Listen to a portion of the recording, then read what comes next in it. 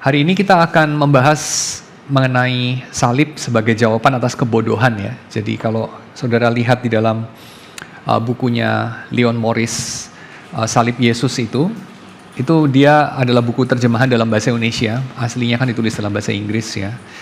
Nah, ketika saya membaca judul bab dalam bahasa Indonesia itu saya merasa ada yang aneh gitu. Karena dia tulisnya salib sebagai jawaban atas kebutuhan. Terus saya pikir-pikir kebutuhan, kayaknya salah deh. Terus saya baca isinya, kayaknya nggak ada soal kebutuhan.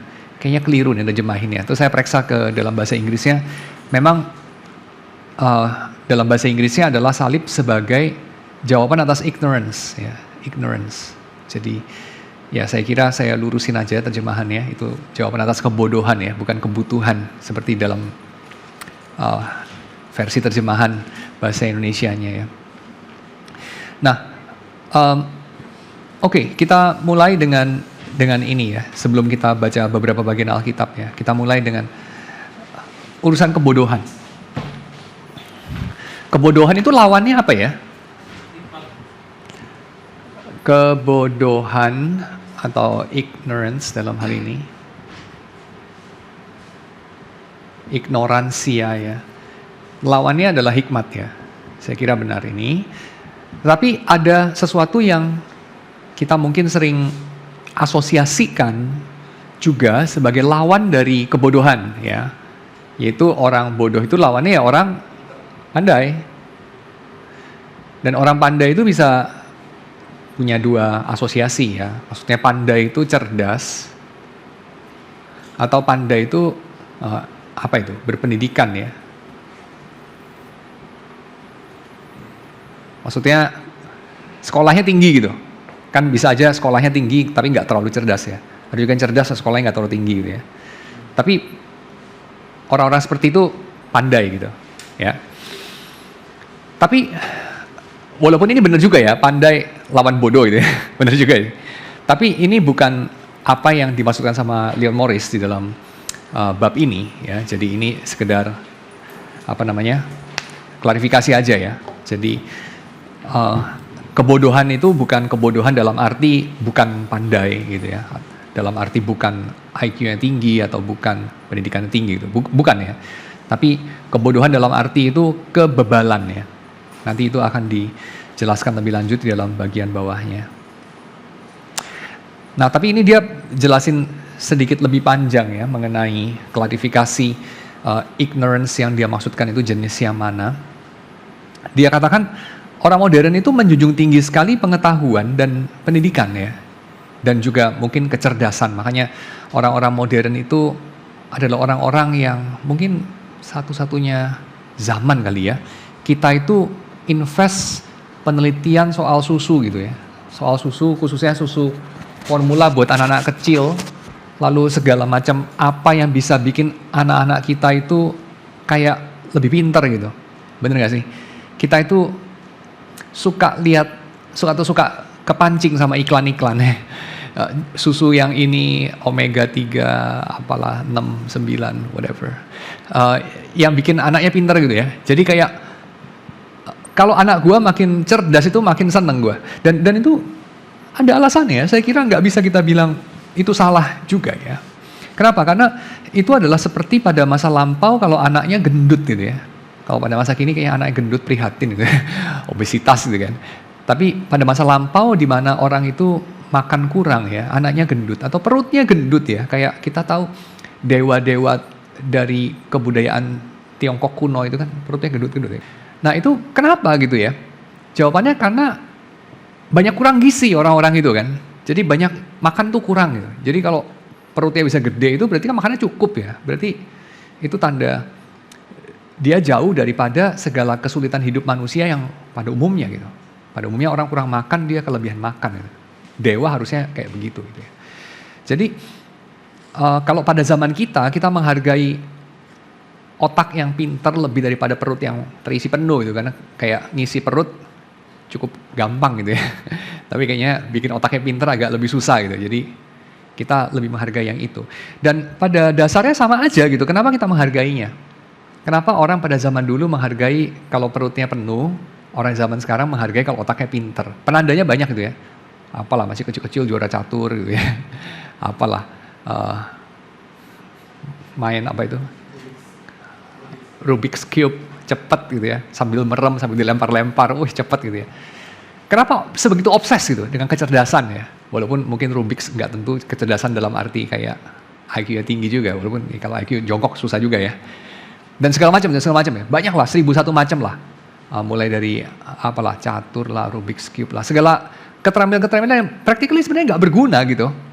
Tapi menjadi penanda bahwa anak ini berpotensi. Dan itu buat kita sesuatu banget gitu ya. Atau pendidikannya tinggi gitu ya. Pendidikan tinggi gitu. Kalau zaman dulu lulusan SMA gitu, lama-lama lulusan S1 gitu, lama-lama master, lama-lama S3, lama-lama harus profesor ya.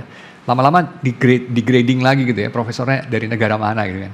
Atau PhD-nya dari negara mana gitu, atau dari sekolah yang mana gitu kan, dan segala macam. Jadi kita itu selalu punya cara untuk memilah antara manusia yang banyak itu, untuk kita pilah mana itu yang levelnya, grade-nya itu A dan B dan C gitu. Kira-kira gitulah. Dari zaman sekolah, sampai zaman udah kerja, sampai zaman udah pensiun pun, kita bikin grading. Manusia itu bikin grading. Dan itu yang kita grading itu apa sih sebenarnya? Dan kenapa kita itu grading sesuai dengan, atau kita sebegitu obses memakai kriteria pengetahuan dan pendidikan untuk grading manusia? Coba pikir apa? Simple sebenarnya. Power. It's all about power lah. Kalau zaman dulu kalau perutnya gede berantem menang gitu ya. Atau ototnya besar berantem menang. Kalau zaman sekarang ya ototnya besar ya, bisa berantem. Itu bayarnya nggak terlalu mahal sebenarnya. Sewa preman agak murah kan, sewa profesor lebih mahal ya, kira-kira gitu ya. Jadi intinya sama sih sebenarnya. Mau itu preman, mau itu profesor, mau itu pejabat, mau itu apapun ya. Common denominator-nya adalah power. Ya, it's all about power. That's it. So, kenapa kita begitu terobsesi dengan anak-anak kita itu apalah, minum omega 3, 9, whatever. Pinter, kecil-kecil udah apalah, ikut sekolah coding gitu ya. Saya nggak against itu semua ya, silakan gitu. Cuman poin saya adalah kita masih tahu ini penanda apa. Kenapa masyarakat kita se-obses itu dengan pengetahuan dan pendidikan. Simple ya, karena itu adalah cara kita survive. Cara kita survive. Itu adalah cara kita untuk mengenali siapa itu siapa dan kita invest apa kepada siapa, itulah. Ya. Jadi anaknya bodoh-bodoh ya udahlah, kasih makan kerupuk-kerupuk asal dia hidup nggak apa-apa lah gitu ya.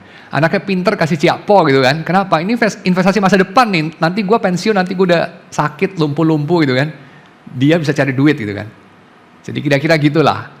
Investasi yang tepat kapan, kepada siapa, apa gitu. Nah itu. Ya makanya perlu disaring-saring itu manusia itu ya. Di grading-grading gitu ya. Pinter-pinter kasih dia kesempatan. Bodoh-bodoh ya nggak gue bunuh aja udah mending loh. Kira-kira kayak gitulah kira-kira ya.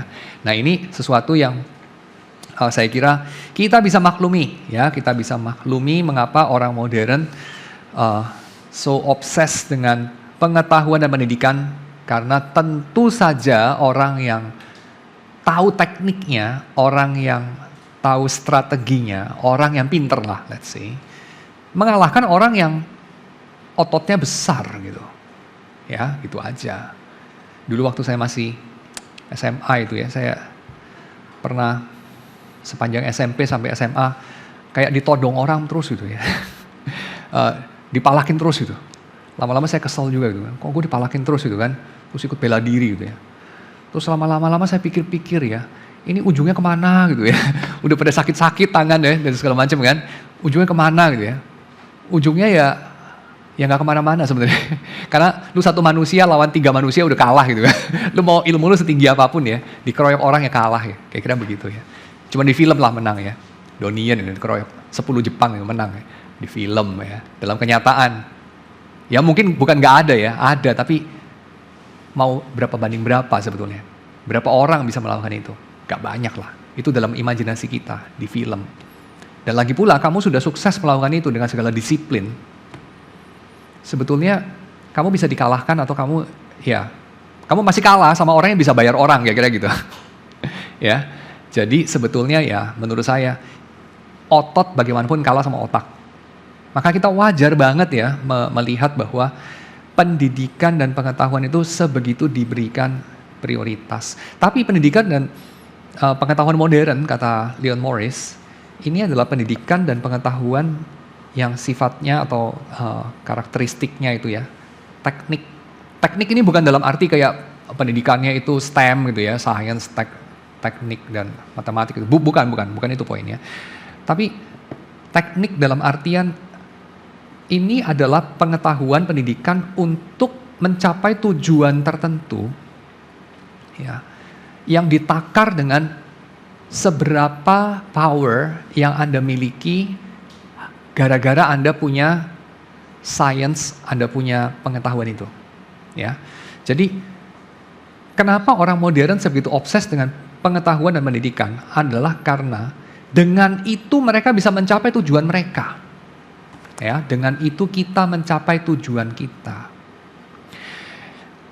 Jadi ini adalah apa yang Francis Bacon katakan dengan slogan dia, knowledge is power. Ya, knowledge is power. Tapi itu adalah a certain kind of knowledge gitu. A certain kind of knowledge. Dan tentu ignorance adalah lawan dari knowledge ya.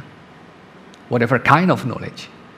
Tapi that kind of knowledge itu ignorance-nya bisa diobati pakai ya ngeles lah, manajemen informasi yang lebih baik seperti yang dikerjakan Google gitu ya. Informasi kita begitu banyak berjibun, gimana cara nyaringnya? Oke, Google mengembangkan algoritmanya. Kita bisa manage itu dan kita punya power lebih. Yes. Dan itu berguna. Setuju banget saya. Saya tidak menghina itu. Sangat berguna, sangat penting, sangat strategis. Tapi itu kita menyaksikan tidak membawa kita lebih maju basically ya. Bahkan arguably lebih mundur daripada kita punya power yang kurang gitu. Jadi punya power lebih in terms of pengetahuan itu tidak tentu lebih baik. Kalau kita tidak punya sejenis pengetahuan yang lain.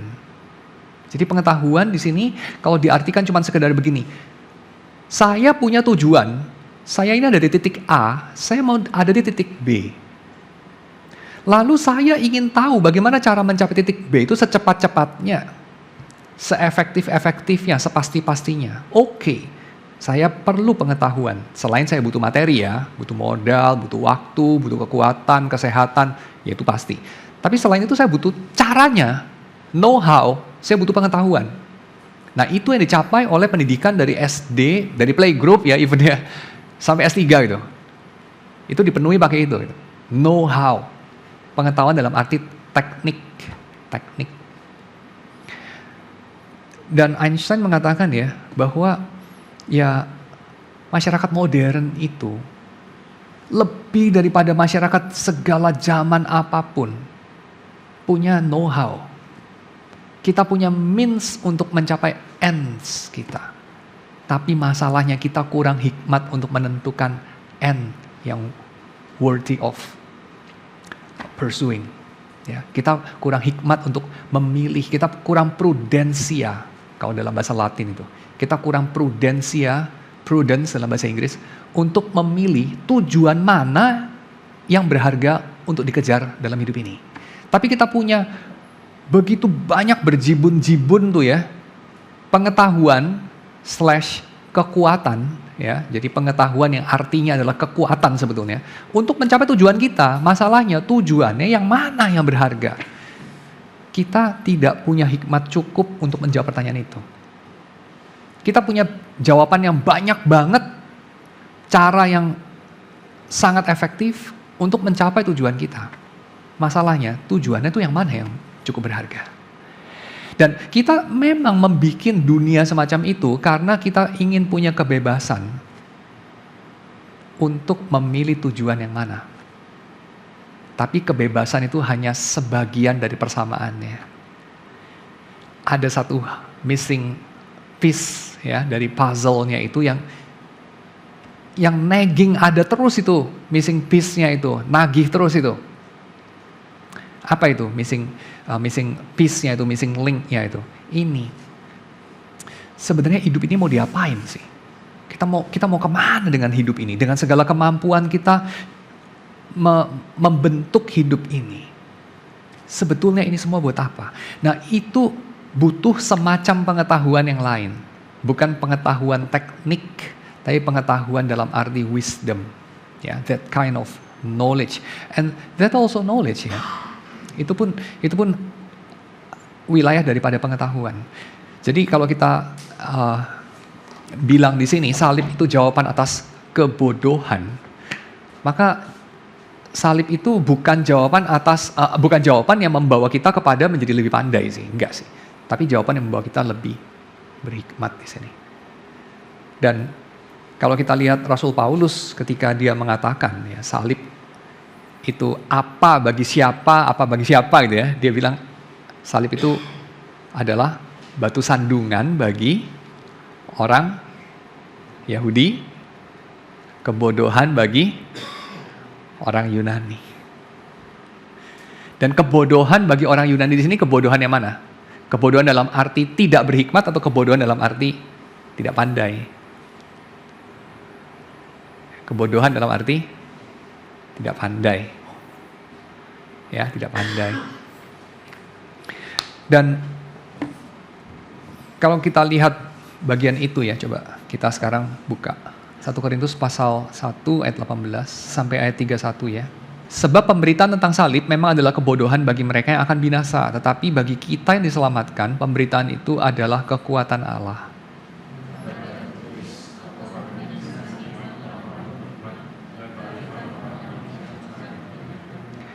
Di manakah orang yang berhikmat, di manakah ahli Taurat, di manakah pembantah dari dunia ini? Bukankah pembantah itu ini ya, ahli debat maksudnya ya. Bukankah Allah telah membuat hikmat dunia ini menjadi kebodohan?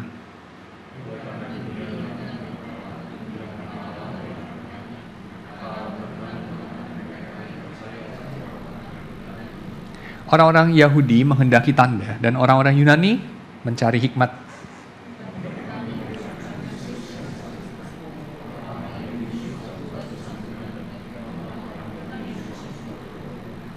Tapi untuk mereka yang dipanggil, baik orang Yahudi maupun orang bukan Yahudi, Kristus adalah kekuatan Allah dan hikmat Allah.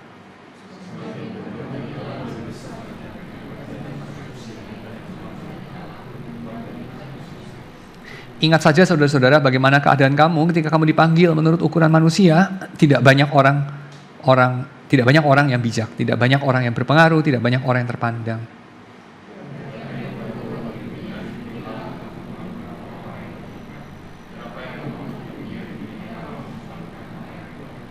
Dan apa yang tidak terpandang dan yang hina bagi dunia dipilih Allah. Bahkan apa yang tidak berarti dipilih Allah untuk meniadakan apa yang berarti.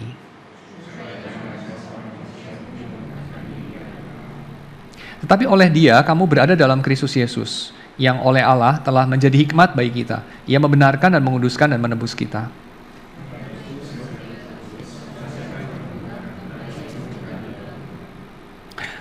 Oke, so di sini Paulus mengontraskan antara hikmat dunia ini dan hikmat dari Allah, kebodohan dalam tanda kutip ya, kebodohan dari Allah dengan yang bodoh dari dunia ini.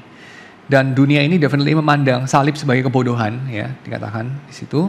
Dan yang bodoh dari Allah itu, Paulus menjawab mereka seturut dengan kebodohan mereka, saya rasa.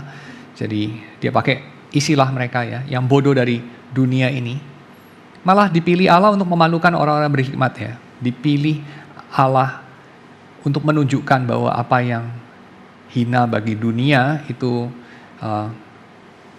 dapat meniadakan apa yang berarti ya. Dan lebih berhikmat daripada yang dipandang berhikmat oleh dunia ini.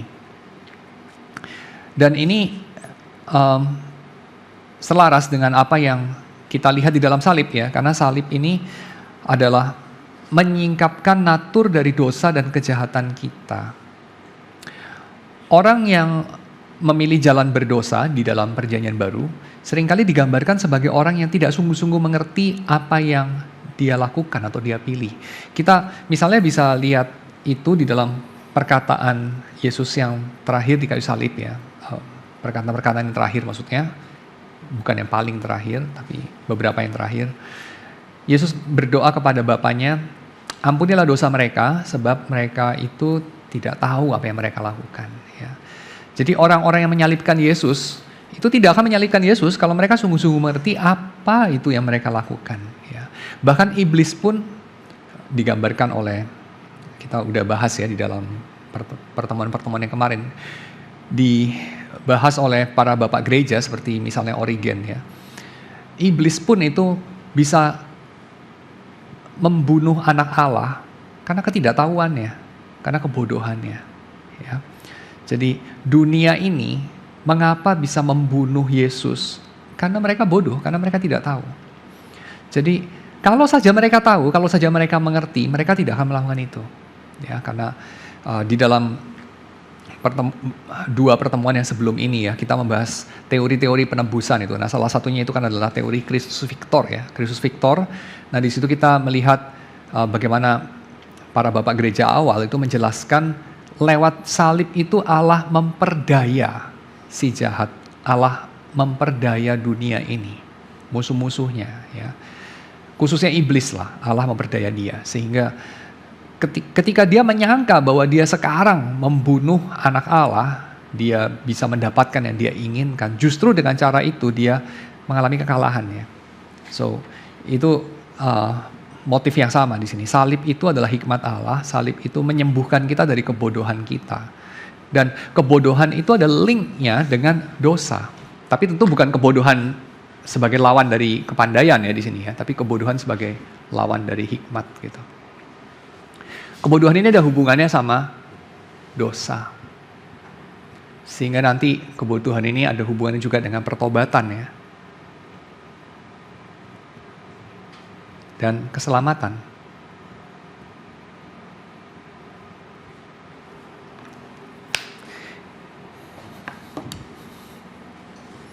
Natur dosa itu kalau kita lihat di dalam Ibrani pasal 9 ayat 7 ya. Tetapi ke dalam kemah yang kedua hanya imam besar saja yang masuk sekali setahun dan harus dengan darah yang ia persembahkan karena dirinya sendiri dan karena pelanggaran-pelanggaran yang dibuat oleh umatnya dengan tidak sadar. Jadi orang Israel dikatakan mereka bikin pelanggaran-pelanggaran. Beberapa pelanggaran-pelanggaran itu mereka lakukan dengan tidak sadar. Kelihatannya Yesus mengacu kepada sejenis pelanggaran ini juga ya, ketika dia ada di kayu salib. Jadi orang-orang itu menyerahkan dia untuk dimatikan karena mereka itu tidak tahu apa yang mereka lakukan. Ya, karena tidak sadar itu. Tapi dosa-dosa seperti itu juga perlu ditebus ya.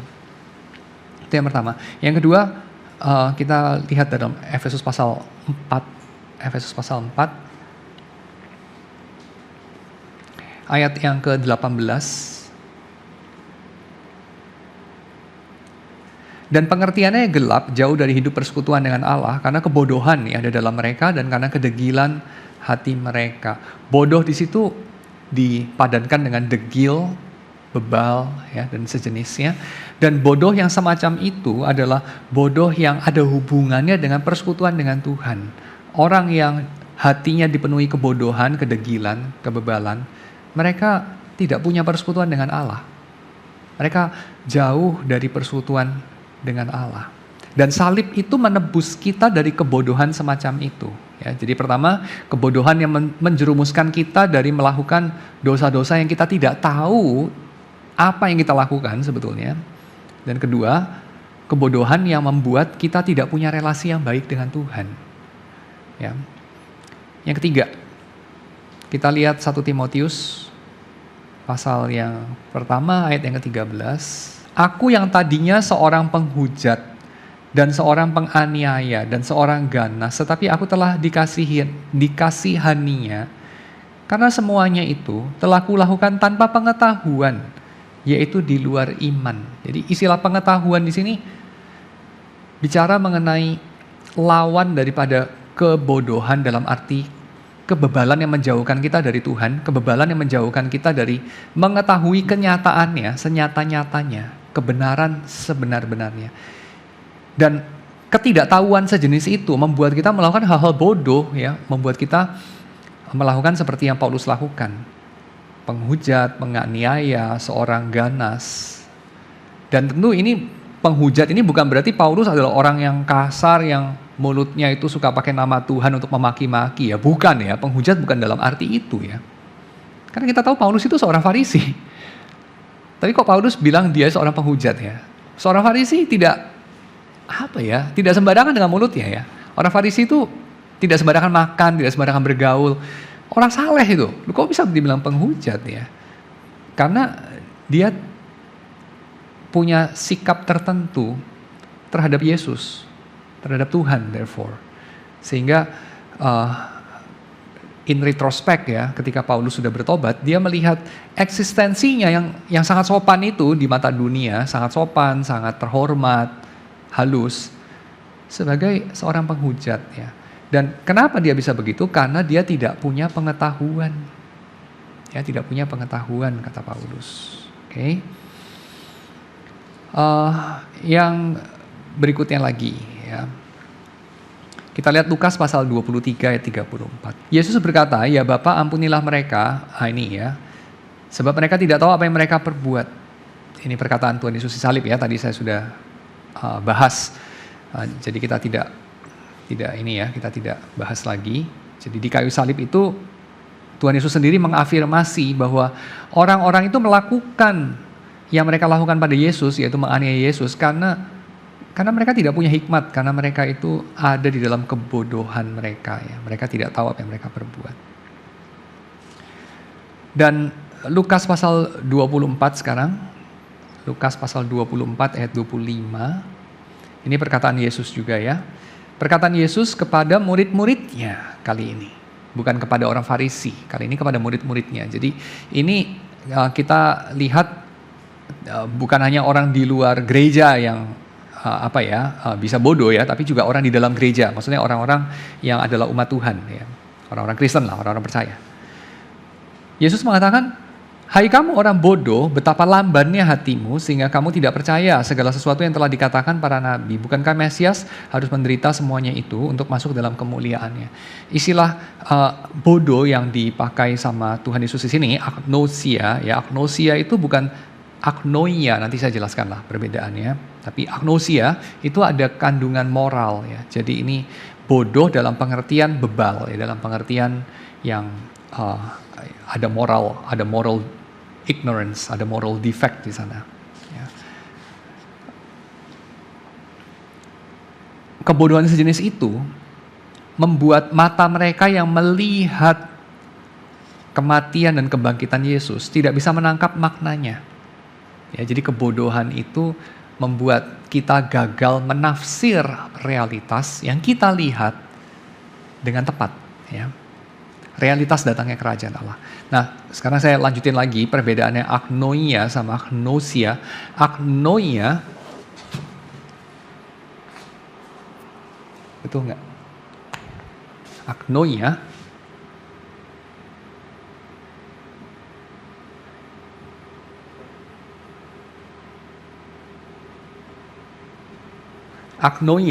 ini adalah sejenis ketidaktahuan, ya, ignorance, yang sekedar karena belum tahu aja, ya. Bodoh karena belum tahu, bodoh karena belum lihat, belum mengalami, ya, karena belum dididik, ya. Ini bodoh karena ya bodoh gitu, kayak bodohnya anak kecil, kayak bodohnya new beginner, ya. Tapi agnosia itu adalah kebodohan karena bersikeras dengan arogansi, kebodohan karena kekakuan yang disebabkan oleh persoalan hati, ya. Jadi ini agnosia, ini adalah semacam kebodohan yang tercela, ya, kebodohan yang ada aspek moralitasnya di sana. Bebal lah kita bisa katakan, kalau pakai bahasanya Amsal pasal 1 ayat 22, ya. Amsal kalau bilang orang bebal gitu kan, bukan orang IQ rendah, bukan orang yang belum tahu karena nggak ada informasi, nggak ada yang kasih tahu gitu, ya, bukan. Tapi orang yang menutup hati, orang yang menekan kebenaran dengan kelaliman, ya, itu istilah yang dipakai sama Paulus dalam Roma pasal yang pertama mengenai orang berdosa. Ya, orang berdosa yang menolak Tuhan, yang hidup seperti Tuhan itu nggak ada. Ya, orang berdosa yang hidup seolah-olah Tuhan nggak ada itu, mereka itu bukan tidak tahu bahwa Tuhan ada, tapi mereka sengaja tidak mau tahu. Ya, mereka itu dengan kelaliman menindas kebenaran. Nah itu, ya, itu agnosia. Jadi beda sama agnoia. Pendidikan modern, pengetahuan modern itu addressing agnoia, bukan addressing agnosia. Bahkan semakin kita banyak tahu, kadang-kadang kita itu semakin bebal. Saya tertarik sama ada satu penelitian ya mengenai polarisasi politik. Bentar lagi 2024 kita masuk tahun politik lagi ya. Jadi studi mengenai seperti ini selalu menarik setiap 5 tahun gitu. Ada polarisasi politik terjadi di Amerika. Kita mengamati itu ya sejak tahun 2004-an kira-kira ya, 2004 sampai sekarang itu. Semakin meningkat ya, ada eskalasi. Penyebabnya macam-macam lah, itu banyak dibahas ya, diantaranya sama Jonathan Haidt ya, dan juga para ahli yang lain ya. Dan salah satu daripada faktornya kenapa sejak tahun 2004 itu kemudian semakin meningkat adalah karena adanya internet. Jadi internet itu ya ada blessing, ada juga curse-nya. Dan internet itu membawa orang ke dalam suatu kemungkinan untuk mendapatkan berita-berita yang sudah tersaring. Dan kenapa dia mendapatkan berita-berita tertentu? Biasanya adalah karena dia dianggap suka sama algoritma akan berita-berita tertentu. Dan kenapa dia suka akan berita-berita tertentu? Nah, ini mengikuti satu prinsip yang sangat klasik sebenarnya, prinsip yang semua orang tahu, yaitu orang itu cenderung suka mendengar apa yang menyenangkan hatinya. Ya, orang itu cenderung suka mendengar apa yang menyenangkan hatinya. Dan apa yang menyenangkan hati orang adalah ini, yang mengkonfirmasi bahwa dia benar. Orang itu tidak suka mendengar, apalagi mencari diskonfirmasi. Orang itu tidak mencari bukti bahwa dia salah. Orang itu mencari tanda bahwa dia benar. Orang tidak suka mendengar bukti bahwa dia itu bodoh. Orang itu suka mendengar bukti bahwa dia itu tidak bodoh, tepat, ahead of time, ya, bijaksana, baik, dan seterusnya. Orang itu kepingin mendengar konfirmasi bahwa dia itu benar. Kira-kira begitu ya. Itu banyaklah dibahas sama orang-orang seperti Daniel Kahneman, Amos Tversky, dan seterusnya ya. Saya nggak panjangin lagi pembahasan itu. Tapi kira-kira di sini kita mengerti bahwa ketika orang ada di dalam polarisasi ya, jadi yang satu misalnya itu pro kepada Trump, yang satu kontra terhadap Trump misalnya begitu ya. Nah ini kan macam-macam ya, beberapa tahun yang lalu kita mendengar itu. Hal-hal yang sungguh-sungguh tidak masuk akal buat kita di Indonesia gitu ya. Ada orang-orang yang percaya bahwa kayak nggak tahu lah, ada sekelompok orang-orang Demokrat itu ya, Hillary Clinton, Trump, dan siapa-siapa itu. Mereka itu ini loh, punya komplotan yang suka minum darah anak-anak kecil ya, dan segala macam. Sampai ada orang yang sebegitu percayanya dia itu melemparkan granat ke sebuah tempat makan ya. Jadi sebuah tempat makan gitu. Karena dia percaya di situ tempat berkumpulnya orang-orang komplotan itu. Ada lorong rahasia ke gedung parlemen atau apalah segala macam. Tapi kemudian kita melihat bahwa itu terbukti tidak mungkin. Kenapa tidak mungkin? Karena dalam teori dia itu ada ruangan bawah tanah, ada tunnelnya dan segala macam. Jelas-jelas restoran itu nggak ada ruangan bawah tanahnya. Lalu ketika dikonfrontir, kira-kira jawaban mereka apa? Mereka akan mengatakan, oh ya salah restoran. Tapi restoran kayak gitu bukan nggak ada. Kira-kira begitulah ya. Jadi selalu orang itu mendapatkan cara untuk membenarkan posisinya, selalu begitu. Dari kedua sisi lah, ya. Jadi kemudian ada orang meneliti, dan ini yang menarik ya, ada orang meneliti. Yang seperti itu kira-kira bisa kita apakan gitu? Bagaimana kita bisa membuat suasana jadi lebih baik gitu? Lalu jawaban yang paling naif itu adalah ini, dengan memberikan informasi, memperbanyak informasi.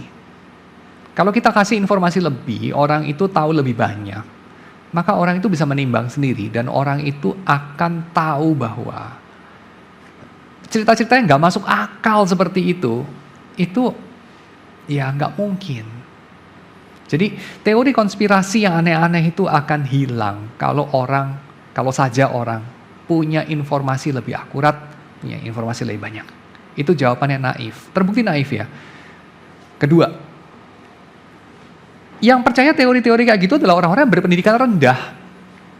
Orang-orang yang IQ-nya rendah, juga orang-orang yang bodoh. Kenyataannya kebalikannya. Ada orang yang meneliti bahwa semakin tinggi pendidikan, semakin tinggi IQ seseorang, semakin dia itu sulit untuk beralih dari teori konspirasi yang aneh yang dia sudah percaya. Ya, jadi sekali lagi ya, orang yang percaya teori konspirasi yang aneh-aneh itu bukan orang bodoh. Ya, yang bodoh banyak juga sih. Tapi maksudnya nggak semua itu orang bodoh. Dan obat daripada orang yang percaya teori konspirasi yang aneh-aneh itu bukan informasi lebih banyak, bukan pendidikan lebih tinggi, bukan kecerdasan lebih tinggi. Bukan. Ya. Jadi bahkan ada petunjuk kebalikannya gitu. Semakin orang itu pinter, semakin orang itu pendidikan tinggi, semakin dia itu sulit untuk diubah, open-minded, mengambil sikap yang lebih moderat, itu semakin sulit. Dan silakan saudara pertimbangkan sendiri. Saya kira pengamatan dari sosiolog ini bukan tidak ada dasar ya kan? Ya. So, agnoia sama agnosia itu saya kira memang perlu untuk kita ketahui dua hal berbeda. Ya, jadi obat bagi agnosia ya bukan gnosis. Ya, obat bagi agnosia bukan gnosis. Gnosis saudara tahu ya, gnosis itu artinya adalah pengetahuan ya. Jadi ada satu cabang bidat Kristen di abad kedua yang namanya gnostisisme. Gnostisisme itu mengklaim bahwa mereka itu mengetahui pengetahuan khusus tertentu, mereka punya gnosis, pengetahuan khusus tertentu. Makanya ini kalau orang yang mengaku, aku tidak tahulah Tuhan itu ada apa tidak ada, maka sikap dia disebut sebagai agnostik, ya, kata dasarnya sama ya, gnosis. Jadi agnostik berarti A itu kan depannya tidak ya, jadi tidak punya pengetahuan, agnostik. Tapi kalau gnostik, ya kebalikannya dari agnostik. Gnostik berarti gue tahu gitu. Jadi gue tahu tapi kebanyakan orang nggak tahu gitu. Gue tahu yang kebanyakan orang nggak tahu. Nah, gnosis itu bukan obat dari agnosia. Gnosis mungkin obat dari agnoia, bukan bagi agnosia. Obat bagi agnosia jadinya apa? Ya, obat bagi kebebalan itu apa ya? Bukan pengetahuan. Obat dari kebebalan, interesting ya, adalah kabar baik di dalam Yesus. Ya. Jadi salib Yesus itu bagaimana ya mengobati agnosia ini? Ya, agnosia. Oke. Kita lihat satu persatu ya. Di dalam 2 Timotius pasal yang kedua, 2 Timotius pasal yang kedua, kalau kita lihat ayat yang 19, saya bacakan aja ya. Tetapi dasar yang diletakkan Allah itu teguh dan materainya ialah Tuhan mengenal siapa kepunyaannya. Dan setiap orang yang menyebut nama Tuhan hendaklah meninggalkan kejahatan. Ya. Allah itu memeteraikan apa yang Dia kerjakan di dalam Yesus dengan ini, pengenalan. Dan pengenalannya di sini coba kita perhatikan yang mana subjek, yang mana objek, yang mana mengenal, yang mana dikenal. Penekanan Paulus di sini adalah subjeknya Tuhan, objeknya kita. Tuhan mengenal siapa yang Dia miliki. Ya. Oke. Itu dasarnya. Yang kedua, Yohanes pasal 17 ayat 3. Inilah hidup yang kekal itu, yaitu bahwa engkau mengenal, bahwa mereka mengenal engkau, satu-satunya Allah yang benar, dan mengenal Yesus Kristus yang telah engkau utus. Jadi Allah mengenal kita, menerbitkan sesuatu. Apa itu? Kita mengenal Allah. Jadi kita mengenal Allah itu didahului dengan Allah mengenal kita. Kita mengenal Allah menerbitkan apa? Kita mengenal Allah menerbitkan yang disebut sebagai hidup kekal. Hidup kekal itu bukan cuma sekedar hidup yang nggak mati-mati ya, karena orang di neraka itu juga hidupnya nggak mati-mati gitu. Ya kan, dalam gambaran neraka itu orang itu nggak mati-mati. Kalau mati kan ya enak ya, selesai gitu ya. Justru di neraka itu orang itu hidupnya nggak mati-mati. Jadi hidup yang nggak selesai-selesai itu bukan hidup kekal ya. Hidup kekal itu adalah hidup bersekutu dengan Allah. Hidup di dalam kebahagiaan yang kekal. Nah itu. Dan itu dimulai dengan apa? Itu dimulai dengan kita dikenal oleh Allah. Dan kita mengenal Allah. Dan ini sama dengan, dan ini membawa kita kepada bagian yang berikutnya, Galatia pasal 4 ayat 9 ya. Tetapi sekarang sesudah kamu mengenal Allah, atau lebih baik, sesudah kamu dikenal Allah, bagaimanakah kamu berbalik lagi kepada roh-roh dunia yang lemah dan miskin dan mau mulai memperhambakan diri lagi kepadanya. Yang disebut oleh Paulus dengan roh-roh dunia yang lemah dan miskin yang ingin memperhamba kamu adalah Injil palsu itu ya. Yang terkandung dalam Injil palsu. Yang ingin memperhamba mereka dengan apa itu ya? Dengan legalisme dari Yudaisme, legalisme dari perjanjian, legalisme dari penghayatan orang Yahudi terhadap perjanjian lama. Ya, nah itu yang mau diperangi sama Paulus di sana. Kenapa? Karena mereka itu sudah memiliki yang ingin dimiliki oleh umat Tuhan dalam perjanjian lama, tapi gagal. Apa itu? Mengenal dan dikenal oleh Allah, hidup bersekutu dengan Allah. Dan di dalam salib kita memiliki ini semua ya. Di dalam salib kita memiliki satu, Allah mengenal kita. Dua, kita mengenal Allah dan dengan demikian kita memiliki kehidupan kekal yaitu persekutuan dengan Allah. Ya. Yang ketiga, di dalam salib itu kita dapat mengasihi Allah. Mengenal Allah itu berarti kita bisa mengasihi Allah. Misalnya, kita lihat ini di dalam 1 Yohanes pasal yang keempat ayat yang ke-7 ya. Saudara-saudaraku yang kekasih, marilah kita saling mengasihi sebab kasih itu berasal dari Allah. Dan setiap orang yang mengasihi lahir dari Allah dan mengenal Allah. Setiap kita yang mengasihi, baik mengasihi Allah maupun mengasihi sesama, kita itu punya tanda dari kasihnya kita itu. Kita punya tanda bahwa kita itu lahir dari Allah dan kita itu mengenal Allah, ya. Jadi dikenal, mengenal, bersekutu, memiliki hidup kekal dalam Allah itu ada hubungan dengan kasih, ya. Yang berikutnya, kenal, mengenal dan berelasi dengan Allah ini ada hubungannya dengan sesuatu yang lain. Nah ini bagian yang familiar saya kira buat saudara sekalian. 1 Timotius pasal 2 ayat 4. Itulah yang baik yang berkenan kepada Allah Juru Selamat kita yang menghendaki supaya semua orang diselamatkan dan memperoleh pengetahuan akan kebenaran. Ya. Karena Allah itu Esa dan Esa pula Dia yang menjadi pengantara antara Allah dan manusia, yaitu manusia Kristus Yesus yang telah menyerahkan dirinya sebagai tebusan bagi semua manusia. Itulah kesaksian pada waktu yang ditentukan. Nah kita fokus pada ayat yang keempat itu ya. Allah itu menghendaki supaya semua orang diselamatkan dan memperoleh pengetahuan akan kebenarannya. Jadi diselamatkan itu berarti memperoleh sejenis pengetahuan, memperoleh hikmat. Jadi diselamatkan itu bukan cuma sekedar ya lu diselamatkan ya udah gitu, lu nggak dimurkai Allah itu, enggak.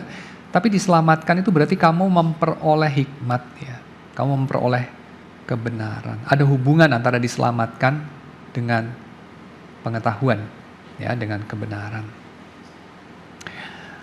Dan ini sesuatu yang nggak terjadi secara otomatis ya, perlu didoakan, perlu diusahakan. Misalnya kalau kita lihat dalam Efesus pasal yang pertama ayat yang 17, Paulus itu mendoakan itu bagi jemaatnya. Saya baca dari ayat ke-15 saja ya. Nanti kita ayat 17 saya baca sama-sama ya. Saya bacakan dulu dari 15.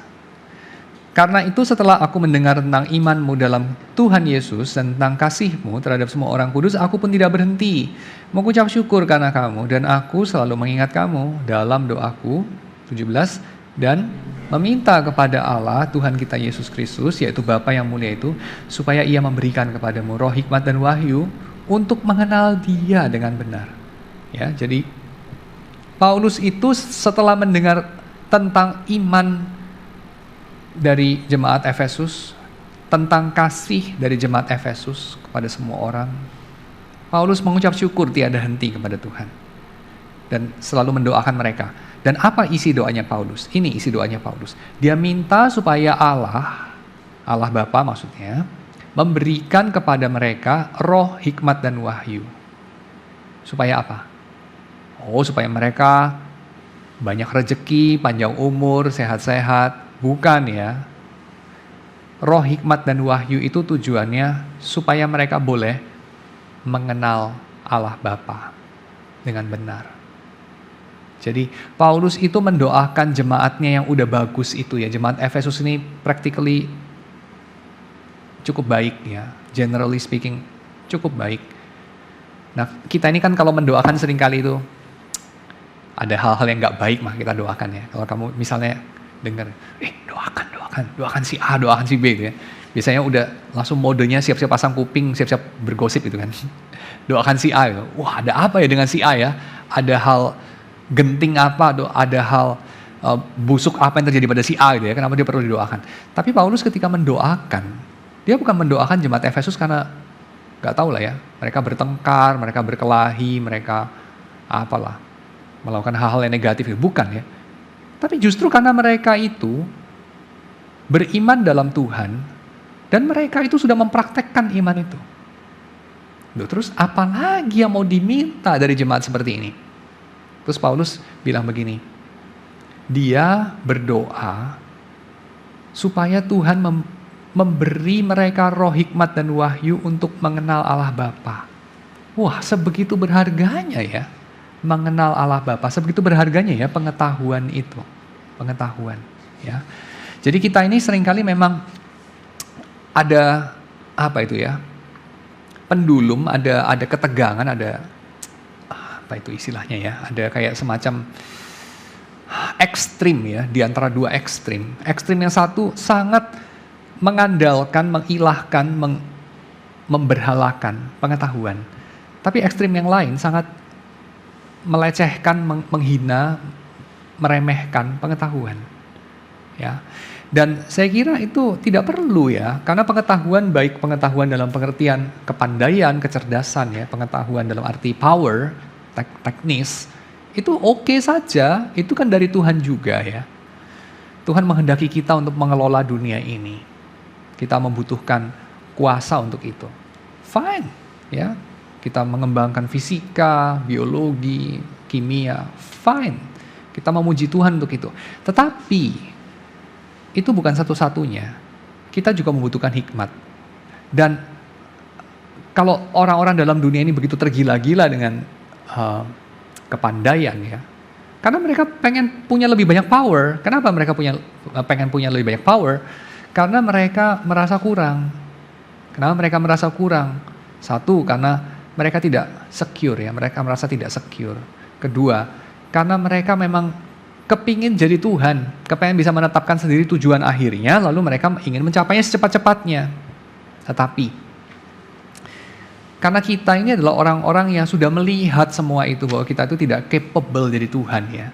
Kita tuh gak punya ide untuk apa tuh hidup itu ya. Jadi kalau kita udah punya segala kuasa di surga dan di bumi, sudah gitu sebenarnya bingung juga sih sebenarnya mau ngapain dengan hidup ini, kan kira-kira begitu ya.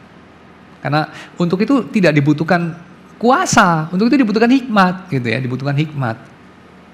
Dan hikmat itu tidak akan lebih cepat kita dapat kalau kita punya lebih banyak kuasa, enggak. Atau punya lebih sedikit, enggak juga. Hikmat itu membutuhkan sesuatu yang lain ya. Dan itu yang didoakan sama Paulus gitu. Didoakan sama Paulus. Karena hikmat itu dari Tuhan ya. Jadi Paulus meminta kepada Tuhan supaya menambah-nambahkan, memberikan kepada jemaat Efesus ini hikmat. Supaya lewat hikmat itu mereka bisa mengenal Bapa ya dengan benar. Oke? Dan itu sesuatu yang worth it ya untuk dikejar. Paulus bilang itu dengan satu passage yang dramatis banget di dalam Filipi pasal yang ketiga. Ini kamu juga pasti pernah baca ya, ini sangat familiar itu ya. Paulus mengatakan setelah dia semacam menyombongkan diri, ya, dia katakan apa itu? Hati-hati terhadap anjing-anjing ya, pekerja jahat, penyunat palsu dan segala macam. Setelah itu dia mengatakan, kalau orang lain menyangka dapat menaruh percaya pada hal-hal lahiriah, aku itu lebih lagi. Ayat 5, aku disunat pada hari ke-8 dari bangsa Israel, dari suku Benyamin, orang Ibrani asli. Tentang pendirian terhadap hukum Taurat, aku orang Farisi. Tentang zeal, ya, tentang kegiatan, aku penganiaya jemaat. Ya. Tentang kebenaran dalam mentaati hukum Taurat, aku tidak bercacat. Tapi, ayat 7, apa yang dahulu merupakan keuntungan bagiku, sesuatu yang berharga banget bagiku, sekarang kuanggap rugi. Ya, aku menganggapnya sebagai kerugian. Malahan segala sesuatu kuanggap rugi karena pengenalanku akan Kristus, Yesus Tuhanku, lebih mulia daripada semuanya. Oleh karena dialah aku telah melepaskan semuanya itu dan menganggapnya sampah ya, atau menganggapnya kotoran.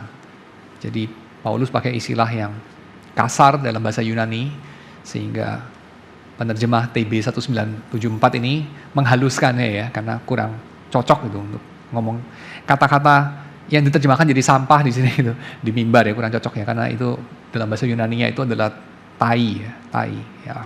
Gua anggap tai, kira-kira begitu Paulus bilang. Kurang cocok ngomongnya di mimbar, untung saya nggak ngomongnya di mimbar tapi di meja ya.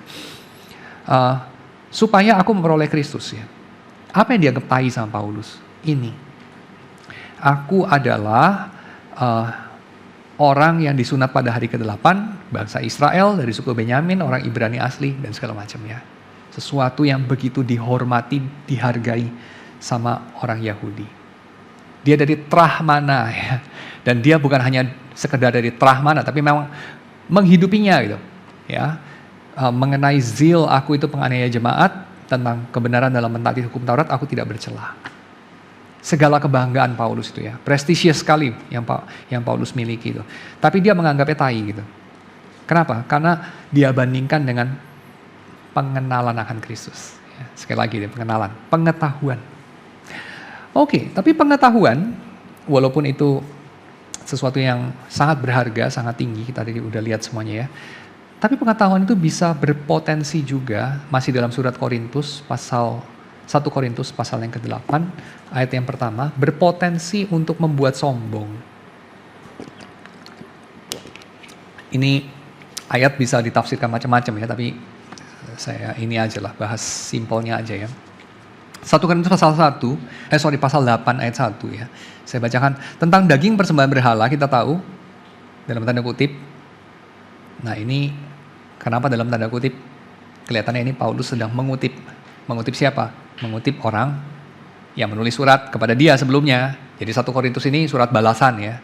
Jadi sebelumnya itu orang Korintus tulis surat sama dia. Kelihatannya dia lagi ngutip mereka.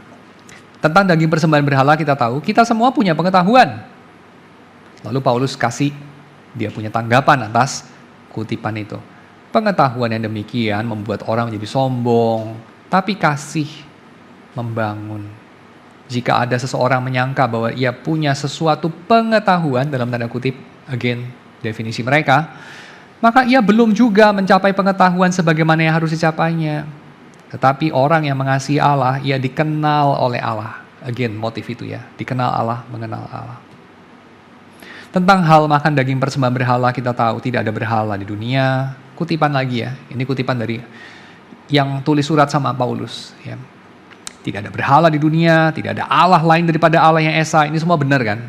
Itu semua argumen mereka sehingga membuat mereka itu abusing kebebasan mereka. Mereka makan daging persembahan berhala di kuil berhala. Ya, mereka bersekutu dengan berhala. Oke, saya nggak panjang lebarin bahas 1 Korintus karena itu ya bisa komplikasi sendiri. Ya.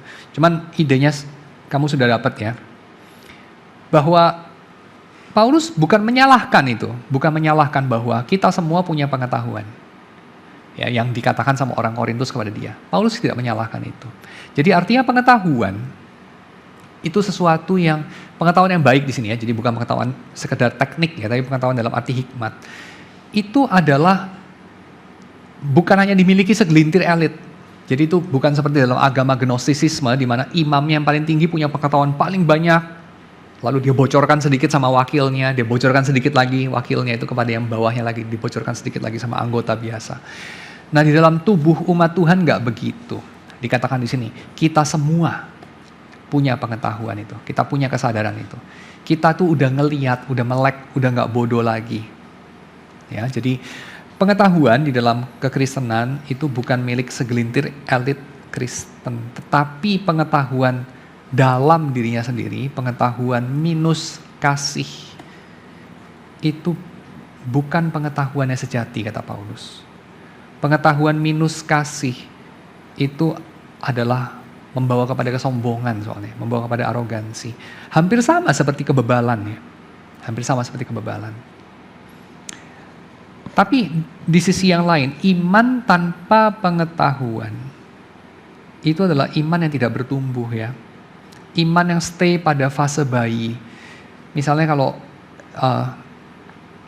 kita lihat dalam ayat yang kedua itu ya, dikatakan jika ada seorang menyangka bahwa ia mempunyai sesuatu pengetahuan, tapi dia abusing pengetahuan itu dengan kayak ya menceraikannya dari kepedulian pada sesama, menceraikannya dari kasih ya, maka dia belum mencapai pengetahuan sebagaimana yang harus dicapainya. Jadi pengetahuan ini perlu dicapai, perlu dikejar, perlu diusahakan ya, melalui penyangkalan diri, melalui tackling arogansi diri kita.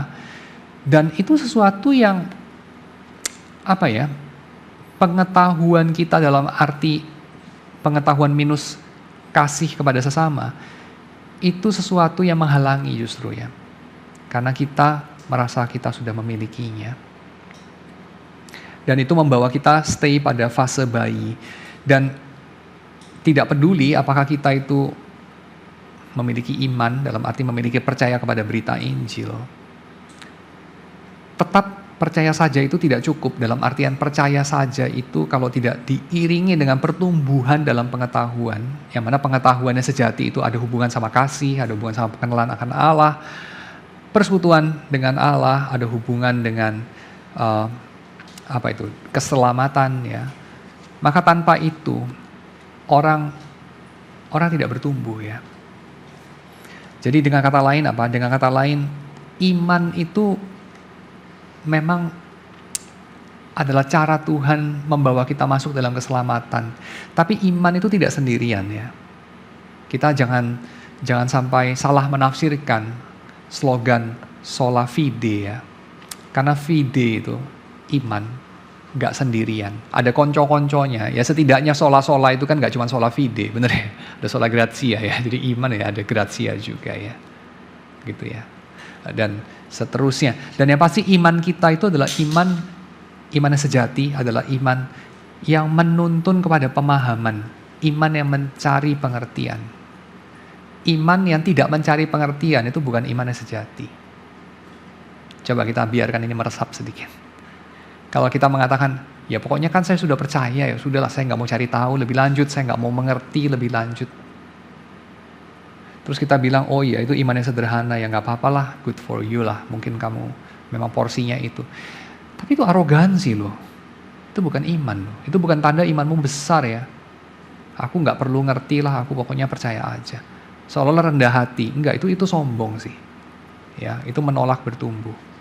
Ya, karena iman itu Paulus sendiri mengatakan, aku sudah mendengar mengenai imanmu, aku sudah mendengar mengenai praktek imanmu yaitu kasihmu. Tapi aku mendoakan lagi supaya kamu bertumbuh dalam pengertian. Ya, supaya Allah memberikan roh hikmat dan wahyu untuk mengenal Dia dengan benar. So, ya saya kira iman perlu mencari pengertian ya. Kalau tidak dia stay pada fase bayi, dan namanya bayi itu kalau ya memang masih umurnya ya nggak apa-apa. Tapi kalau sudah 10 tahun masih bayi itu ada yang salah dengan itu ya. Jadi orang baru bertobat kemarin ya, baru bertobat setahun lah gitu ya. Lalu pengertiannya masih cetek ya itu nggak apa-apa sih. Tapi kalau sudah bertobat 10 tahun, 20, 30 tahun ya, itu imannya masih cetek ya, itu namanya arogan sih, ya saya kira ya. Itu nggak bisa dibenarkan, itu bukan sekedar kategori apa ya, kecerdasan gitu ya, itu kategori moral.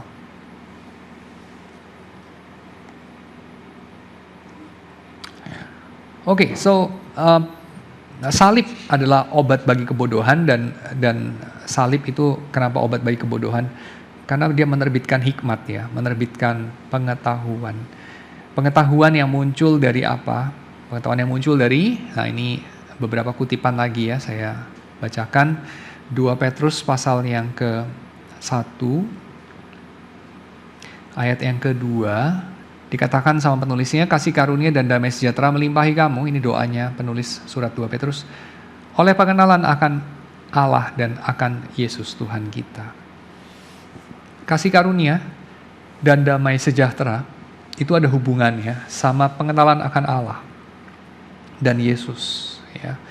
Di kayu salib itu bertemu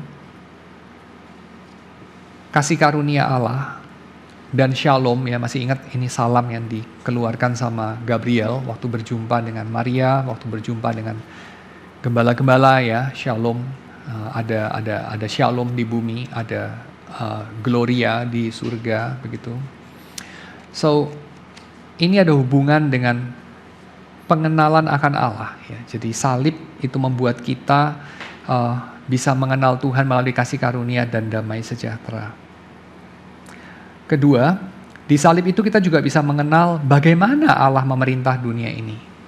Misalnya kita lihat di dalam Markus ya, pasal 4 ayat yang ke-11, jawab Yesus ya kepada mereka, kepadamu telah diberikan rahasia kerajaan Allah, tetapi kepada orang-orang luar segala sesuatu disampaikan dalam perumpamaan.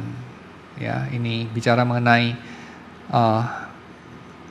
benih yang ditaburkan seorang penabur ya. Perumpamaan mengenai seorang penabur itu ya. Jadi kepada murid-murid diberikan rahasia kerajaan Allah. Dan ini mereka lihat paling terang tentu setelah mereka melihat salib. Bagaimana Allah memerintah. Allah memerintah lewat itu ya. Rupanya di kayu salib itu kita melihat kekuasaan, wajah kekuasaan dari Allah. Ya. Lewat kelemahan. Ya, jadi Yesus yang tersalib itu yang menolak untuk turun.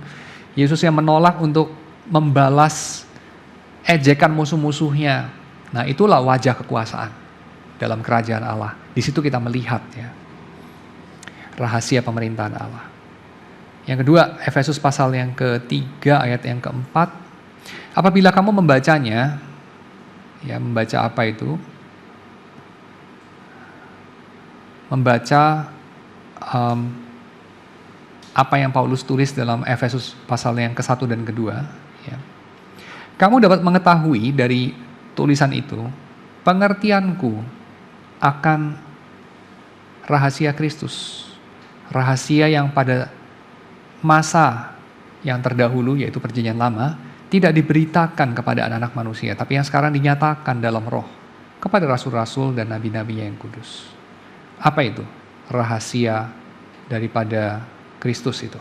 Ini, orang-orang bukan Yahudi karena berita Injil turut menjadi ahli waris. Ahli waris dari perjanjian dengan Abraham tentu ya.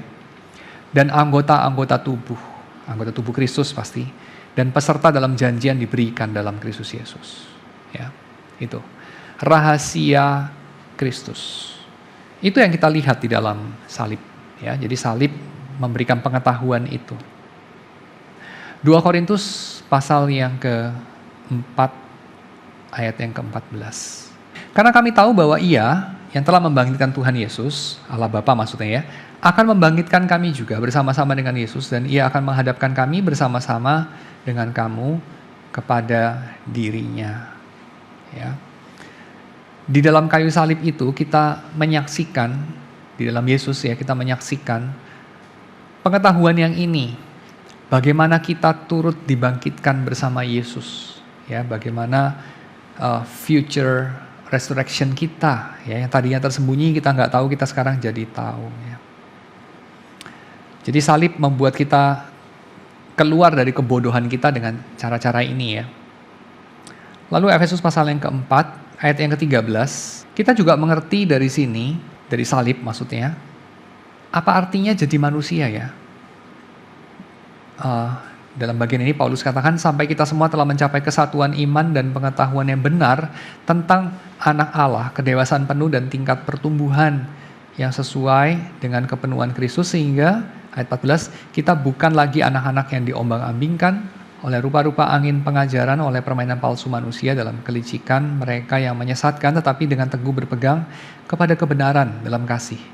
Kita bertumbuh dalam segala hal ke arah Dia, Kristus, yang adalah kepala. Jadi apa arti menjadi manusia di dalam Yesus, manusia yang bertumbuh di dalam Yesus, ya, sebagai anggota tubuh Kristus. Nah, itu kita juga terbuka, kita tidak bodoh lagi ketika kita melihat kepada salib, ya. Dan yang terakhir, kita mengenal pribadi Allah tentu, ya, melalui salib itu. Kita bisa lihat misalnya dalam Injil Yohanes pasal 17 ayat yang ketiga. Inilah hidup yang kekal itu, ini doanya Yesus, ya. Inilah hidup yang kekal itu, yaitu bahwa yaitu bahwa mereka itu murid-muridnya, ya, bahwa mereka mengenal engkau di sini, ya, yang disapa Yesus, Bapa, engkau satu-satunya Allah yang benar, dan mengenal Yesus Kristus yang telah engkau utus, ya. Jadi seluruh drama kehidupan, kematian, kebangkitan, kenaikan Yesus membukakan mengenai siapakah Allah Bapa itu, mengenai siapakah Yesus. Ya, itulah sejenis pengetahuan yang terbuka di dalam salib yang menjadi jawaban atas kebodohan kita, ya. Kebodohan yang bukan berarti kita tidak tahu caranya, ya. Kebodohan bukan dalam arti kita tidak tahu cara mencapai tujuan kita, tapi kebodohan dalam arti kita tidak tahu tujuan hidup yang cukup berharga untuk diperjuangkan, tujuan hidup. Dan tujuan hidup di sini menentukan juga segala kekhawatiran kita, kemarahan kita, segala rasa frustrasi kita yang ternyata mungkin tidak seberharga itu untuk dibuat jadi frustrasi, ya. Nah, itu. Untuk penginjilan contohnya, itu biasanya kan kita menginjili bahwa kita selalu penginjilan tuh kita selalu beritakan bahwa Yesus mati di kayu salib dan seterusnya karena Yesus bangkit.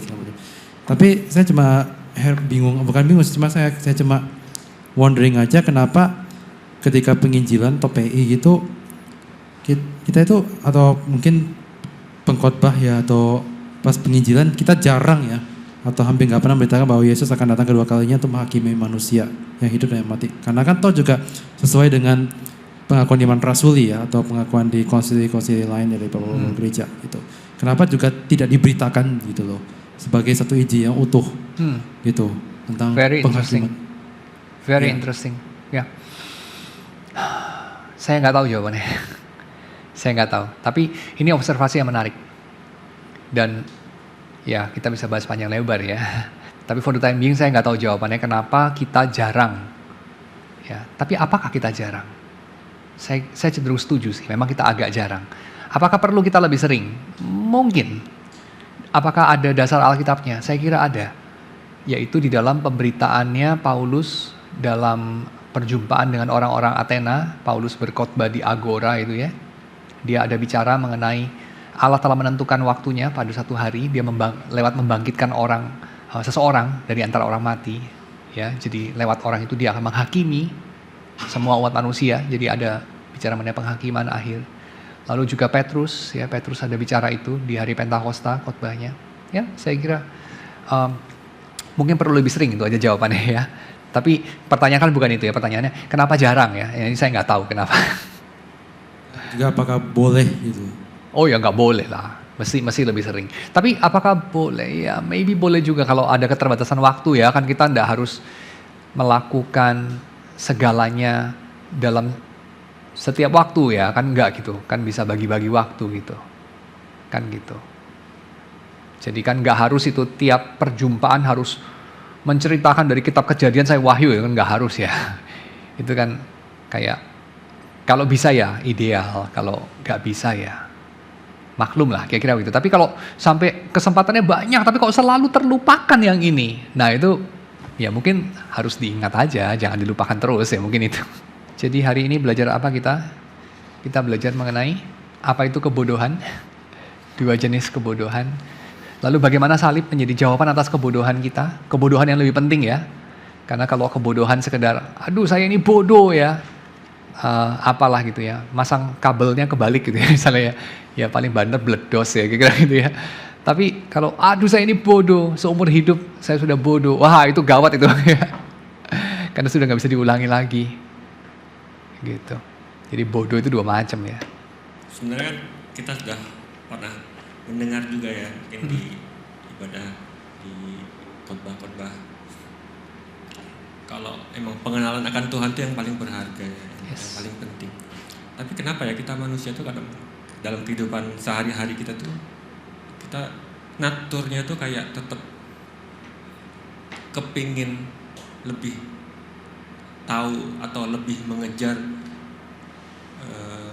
pengetahuan-pengetahuan yang bukan kepada Tuhan, pengetahuan-pengetahuan ataupun yang tadi Paulus anggap sampah itu. Kenapa kita pada naturnya kita lebih mengejar yang Paulus anggap sampah tadi? Apakah karena naturnya kita seperti itu? Dan kalau emang sudah begitu, bagaimana? Kan kadang-kadang kita sadar, kita tahu, kita pernah dengar khotbahnya harusnya begini, tapi kenapa kok refleksnya itu yang selalu yang ke arah yang lain? Ya ini partly bisa dibenahi dengan usaha kita, tapi saya kira pada akhirnya ini hanya Tuhan yang bisa mengubah sih. Karena ini bicara soal perubahan dari dalam hati ya, perubahan selera itu.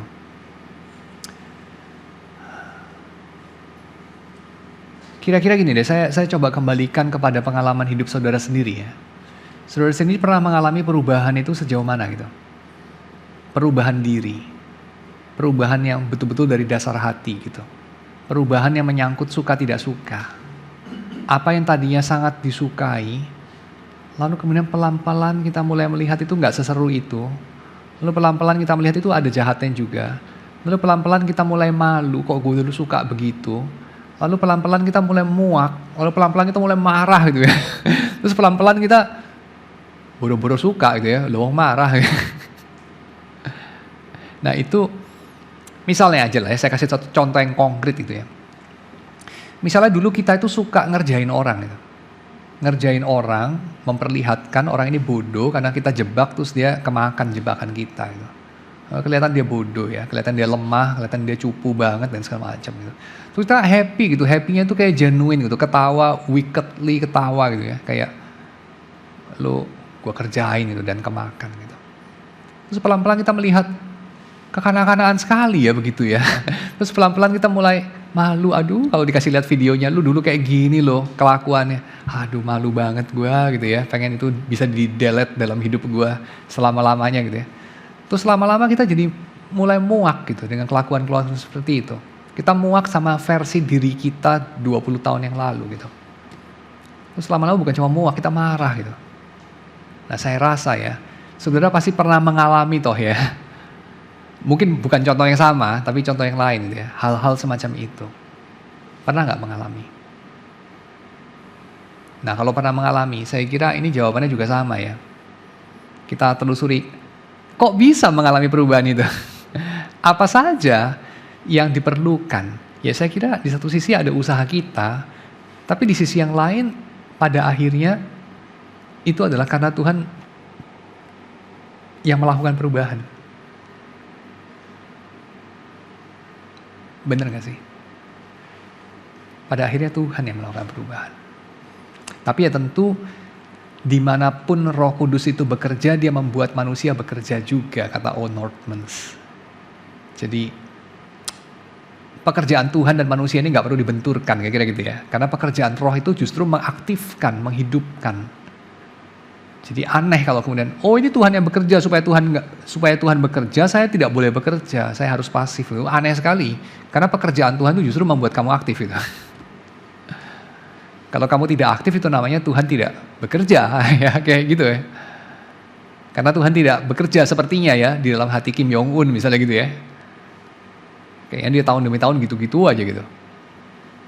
Tuhan kayaknya nggak pernah bekerja dalam hatinya Adolf Hitler gitu ya. Soalnya sampai mati dia kayaknya gitu-gitu aja terus. Misalnya gitu ya. So,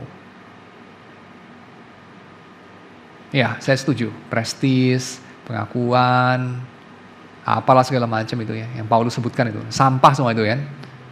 Tapi kok otomatis kita kepingin gitu ya.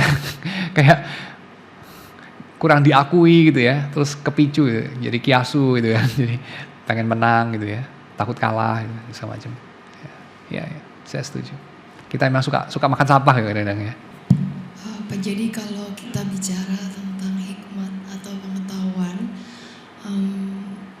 supposedly kalau kita semakin mengenal Kristus, kita mendapat hikmat Kristus yang memang mungkin ya beda sama hikmat dunia, kan harusnya kita makin berjalan berirama itu mungkin makin mudah untuk mengambil decision gitu ya Pak ya. Tapi ya seringkali yang saya alami itu adalah ya doubt atau keraguan itu tuh tetap ada gitu untuk hal-hal yang dari hal yang sepele sampai mungkin keputusan-keputusan yang cukup life changing gitu, itu tetap ada gitu. Nah, ya memang sih mungkin ada perbedaan ya Pak ya antara doubtnya ketika belum kenal Kristus atau enggak gitu. Tapi gimana ya Pak ya? Apakah itu tuh sesuatu memang yang alami ya, maksudnya kayak ya memang semua orang Kristen akan selalu kayak gitu ya, karena kita kan tension, kita masih di dunia dengan dosa yang juga godaan yang juga terus ada di dalam sekitar kita gitu. Atau sebenarnya ada satu penghiburan Pak, kalau misalnya semakin kita itu menyangkal diri walaupun kita ragu, kalau misalnya itu adalah sesuatu yang bukan untuk kepentingan kita, ya berarti itu lebih, ya itulah jawabannya gitu. Jadi kita nggak perlu ragu memilih yang mana gitu. Bisa ditangkap nggak ya Pak? Ya. Jadi saya kira ini kompleks ya, ada hubungan dengan pembawaan atau disposisi pribadi orang yang bisa beda-beda. Ada orang yang decisif banget, ada orang yang indecisif banget gitu ya. Jadi orang yang indecisif banget ketika dia bertobat jadi Kristen ya, saya kira dia tidak akan lebih decisive daripada orang yang pembawaan dari bayinya itu udah decisive gitu ya. Jadi kayak ada orang yang tegas gitu, memutuskannya dengan cepat. Seringkali juga keliru ya, atau tepat juga gitu ya. Tapi ada orang yang begitu yakin dengan dirinya dan keputusannya gitu. Dan ketika dia bertobat ya dia akan jadi orang Kristen yang lebih decisive juga sih.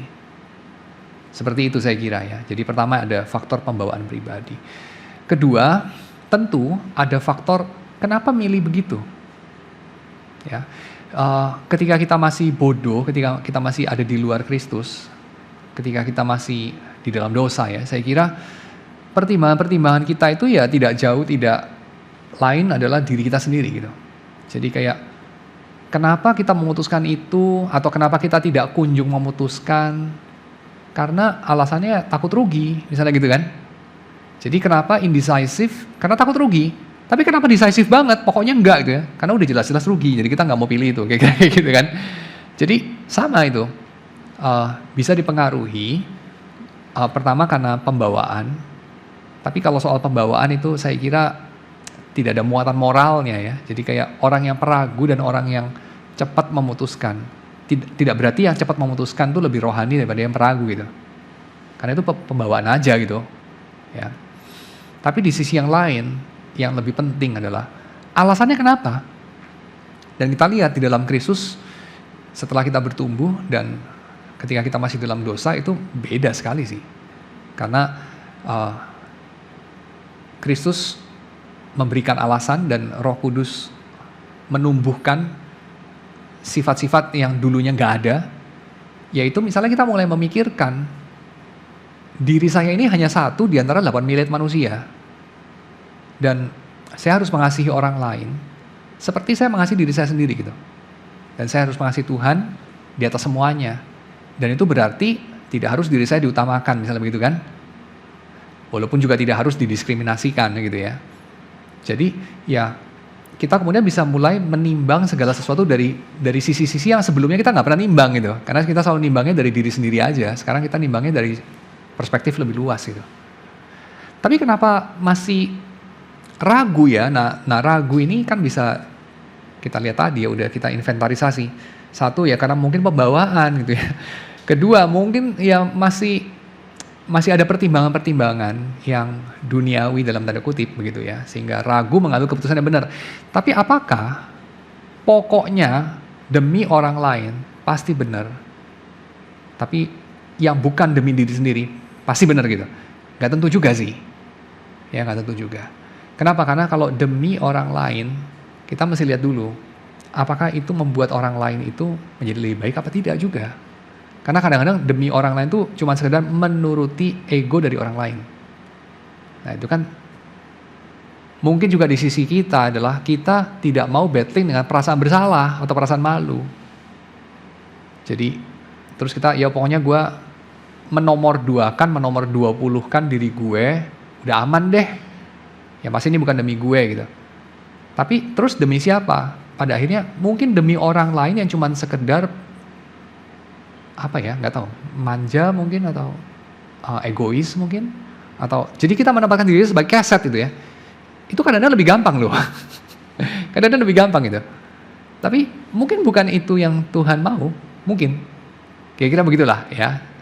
Ya, kita masuk dalam doa ya. Tuhan, kami bersyukur untuk segala pengertian yang ditambah-tambahkan, untuk segala kerinduan untuk bertumbuh, untuk segala perubahan yang terjadi dalam diri kami, yang dikerjakan oleh Roh-Mu melalui firman-Mu.